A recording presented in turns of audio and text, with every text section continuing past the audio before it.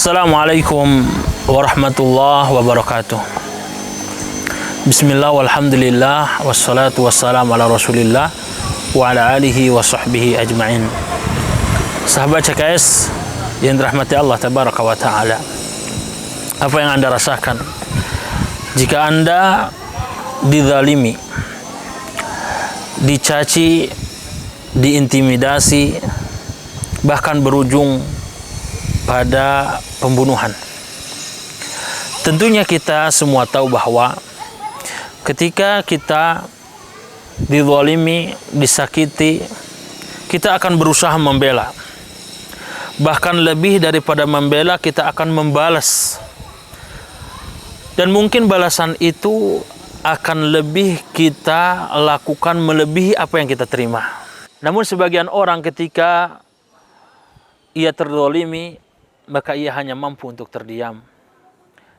Dia hanya mampu sekadar mengucapkan, tidak mampu membalas dengan tindakan. Namun di sisi lain ada orang, ketika dia mampu untuk membalas, apalagi dia bisa membalas dengan balasan yang lebih, maka tentunya akan terjadi beragam masalah, bahkan pada akhirnya pembunuhan. Jemaah yang rahmati Allah tabaraka wa ta'ala, tahukah kita bahwa solusi dari terzalimi, dicaci, dimaki, dihardik, dikecilkan dan lain sebagainya adalah memaafkan sebagai solusinya.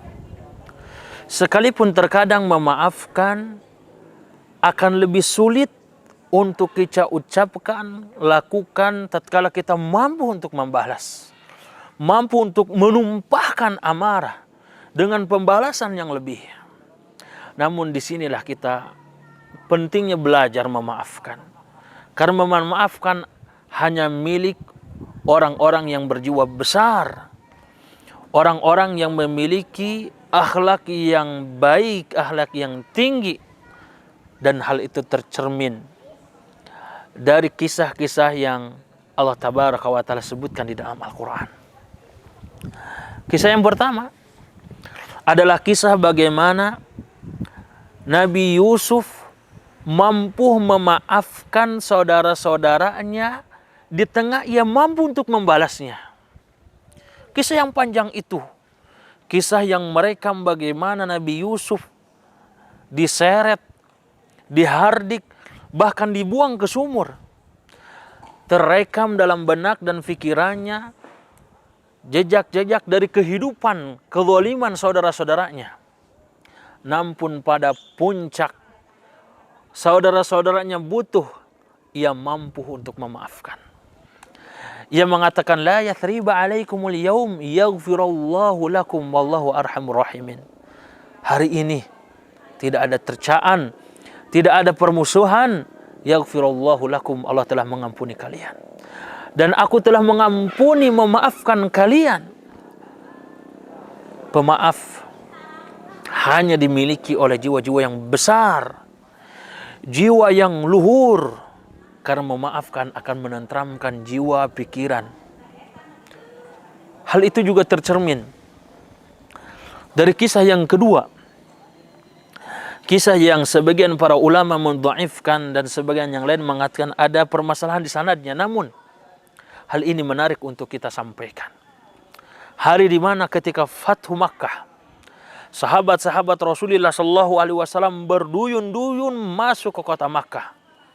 Saat itu orang-orang yang pernah menzalimi, yang pernah menghardik, mencaci, bahkan membunuh Rasul sallallahu alaihi wasallam menyaksikan Rasul telah datang. Rasul akan melakukan apa yang Rasul kehendaki, sehingga mereka ketika bertemu dengan Rasul merasa takut, merasa khawatir, karena mereka sadar apa yang telah mereka lakukan. Tetapi lihatlah bagaimana jiwa besar Rasul, seorang pemaaf. Rasul menyampaikan kepada kaumnya, "Madza tadhunnun anni fa'ilun bikum?" Apa yang kalian fikirkan Hendak apa yang bisa aku lakukan untuk kalian? Di tengah pada kekhawatiran tersebut, orang-orang kafir Quraisy mengatakan, akhun karim, ibn akhin karim, bahwasanya engkau adalah orang yang karim, orang yang mulia, anak dari orang-orang yang mulia. Ia ucapkan ketika dia kalah, tatkala Rasul mampu untuk membalas, tapi jiwa besar itu keluar darinya. Rasul mengatakan, idhahabu fa antum tulaqa. Pergilah kalian, dan kalian itu akan menjadi orang-orang yang bebas, orang-orang yang dimaafkan. Sahabat CKS yang dirahmati Allah tabaraka wa ta'ala, dari kisah Nabi kita Muhammad sallallahu alaihi wasallam mengajarkan kepada kita bahwa memaafkan akan lebih sulit kita lakukan di tengah kita mampu untuk membalasnya. Tapi hal itu akan mudah bagi orang-orang yang memiliki jiwa besar untuk memaafkan. Kisah ketiga, kisah yang datang dari manusia terbaik setelah Rasulullah sallallahu alaihi wasallam.